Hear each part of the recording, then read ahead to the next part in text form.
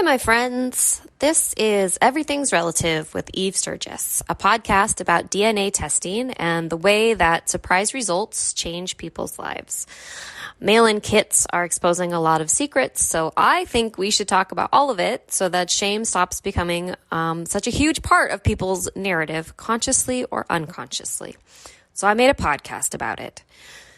But this week, I am not going to play a regular episode, and that is because the past 2 weeks have not been regular for us, for the world, and for us in America. It just felt odd to throw up a conversation that didn't include a discussion about current events, and I didn't have something that worked with the context of the present climate. In case you have been living under a rock, which I suppose is possible, the past 3 or 4 months have presented most people with challenge after challenge. So it started with the coronavirus, also called COVID-19, and most places ordering this shelter in place for people and the closure of most, if not all, businesses. And we've all got to be like hunkering down and staying at home.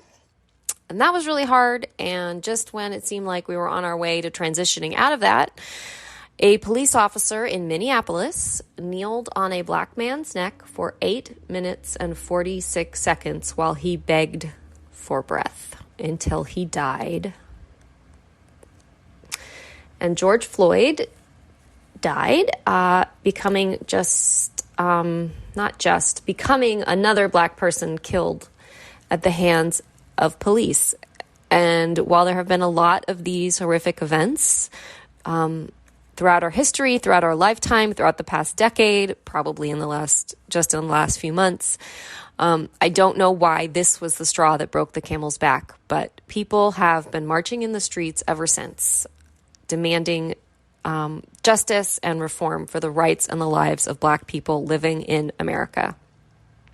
And it seems like maybe the time is now. This time, change might really come. Change might really happen. And it might be the beginning of something new for America and a reckoning of our history with white supremacy and racism.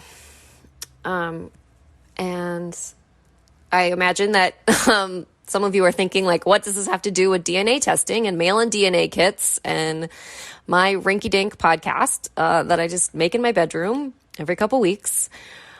And I'm actually sure that there are people that will argue that these things aren't really related. But I think that the topic of DNA testing has a lot to do with these current issues, if not every single thing to do with it.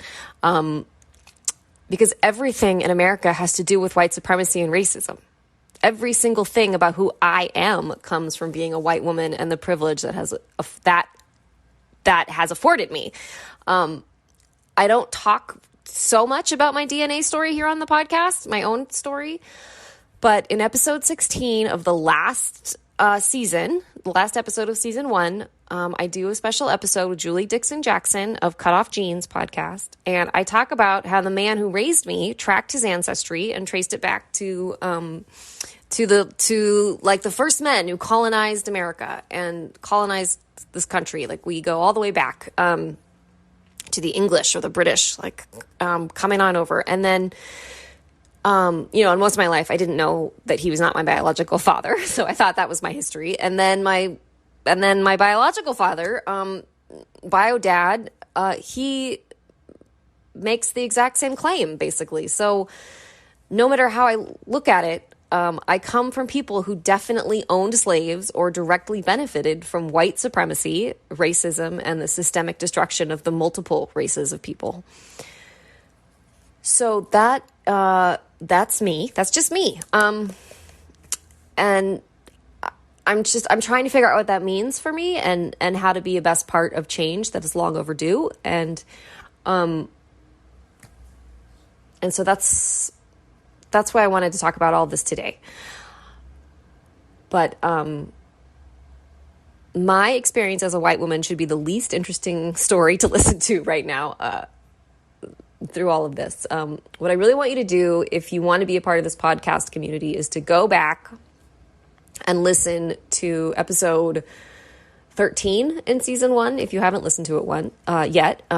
I talk with Aaron, who used to work in the archives, and he is talking about DNA testing and what he's observed working in the archives, and what we don't say, but what we're trying to talk about, and we're hinting at, and then I kind of say it in the intro and the outro. But what we are trying to discuss is the system and the culture of ancestry is a racist system. You guys, white supremacy is everywhere. And after you listen to that episode, I want you to go listen to episode 1 of this season, where I talk to a man named Spencer, and he explains his experience navigating his heritage and his surprise DNA results as a black man in America, and what challenges he's had. And actually, it doesn't matter which episode you listen to first. It doesn't matter. Just if you haven't, that's what this podcast has to offer, is those 2 episodes. And the other thing I want to talk about, and I really debated talking about it last fall when it was all happening, but I didn't, and now I regret that. There have been major problems in the DNA testing support community. Like all of us who have these surprise DNA tests, a lot of so many of us get connected on these support groups. So I don't know what to call that support community, DNA test groups. Help me out. But anyway, you get what I mean. And there's just major problems, and they need to change. And last fall there was just a big blow up, and it was all about race in America. And honestly, I don't want to hem and haw over the details.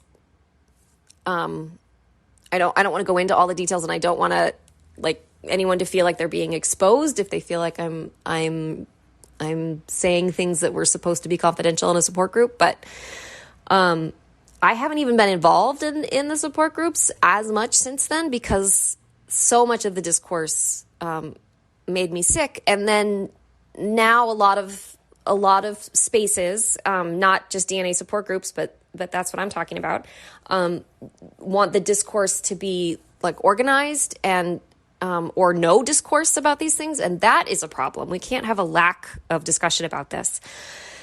So maybe this isn't interesting to anyone who's not in DNA support groups, but this is a DNA podcast, so this is where I'm going to talk about it. DNA is political because DNA is history, and our history in America is really ugly. DNA is another way that our history stays in the present, or is coming back to the present, or had never left. If we want it all to be out in the open, we have to let it all out in the open, even the really hard, ugly truths that need to be exposed, if we're going to commit to real change. So that's what I wanted to say. My regular programming will come back when it feels right. And for now, I want you to spend your energy and time on different resources. There is more information than ever before available to you about American history, America's history, the Black American experience, the omnipresence of white supremacy in this country, and where anti-racism activism can begin in any sphere that you are in. So go to my Instagram. I've listed the resources that I have found that have been helpful and are a place to start. Please check it out so you can be a part of this movement if you're not already, and please be a part of this movement. If you have resources of your own that you think are worth sharing, please share them in the comments of my Instagram. And if you just can't stand it to go all the way to my Instagram account at Everything's Relative Podcast, please get a pen or pencil and write down these resources for yourself on a piece of paper now. The 1619 Project by the New York Times. Code Switch is a podcast. Rachel Cargle is a speaker and a writer who has lots of resources, including a TED Talk about being a Black woman, racism, anti-racism work, and the African-American experience. Please look up Monique Melton. That's M as in Mark, Elton. She is an advocate and an educator in the anti-racism world who is has really powerful things to say and is really making waves. And I have gotten a ton out of her stuff. Dear White People is a TV show and a book. So you'll have options if you look up that one. Those are just like that, you guys, like there are literally like more resources than have ever been available before. Just Google, how do I not be racist? Or how do I change the future as a white person? Or how can I learn more about this? Like whatever you want, just Google it. You will be given more things than have ever been available. That was just like not even the tip of an iceberg. That was like just a sprinkling of ideas of a direction to go. So do that. Please do that. Whether you're in the DNA community or not, no matter what. And I'll come back and talk about all the testing and all of us finding out surprises and being shocked about our dads. That will always be here. But unless we change things now, white supremacy will also be here too. And we really need to change. We really need to make that change. It's way more important right now. Thank you for listening. This is Everything's Relative, the podcast, and I am Eve Sturgis.